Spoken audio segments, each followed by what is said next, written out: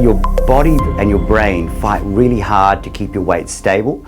And when you think about it, that's important. For example, if you get sick, so say you have a bad cold or a pneumonia, you'll drop your weight, and then when you recover, your brain will realize that you've lost weight, and it'll just make you eat a little bit more to drag your weight up to the weight it thinks you should be.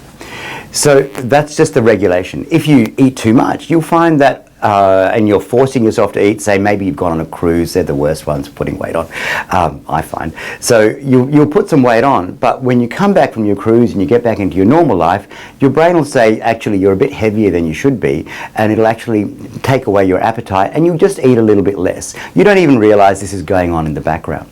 So as a result, your weight is really quite stable. Now, you can change it a little bit. So if you eat badly and you're being naughty and you're having all the terrible foods and you're having far too much of a good time, you're going to find that you will actually put on a little bit of weight. That's normal.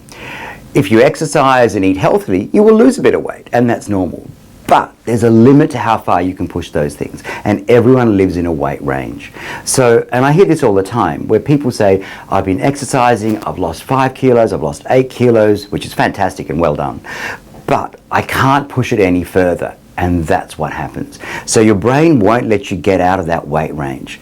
So unfortunately, to actually get it further, you're going to need something like some medication, or to actually move the range to a lower level, you're going to need to have some surgery, and that'll reset that part of your brain to a different set point.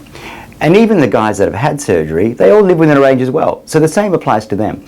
So if you've had a sleeve gastrectomy and you've lost 30, 40 kilos, and you're now sitting at, say, 65 or 70 kilos, if you're naughty and you're going to eat bad foods, you're going to put some weight on. If you're good, you're going to lose some weight. So that range exists. But what we've been able to do is move it from being too high to being at a more reasonable level.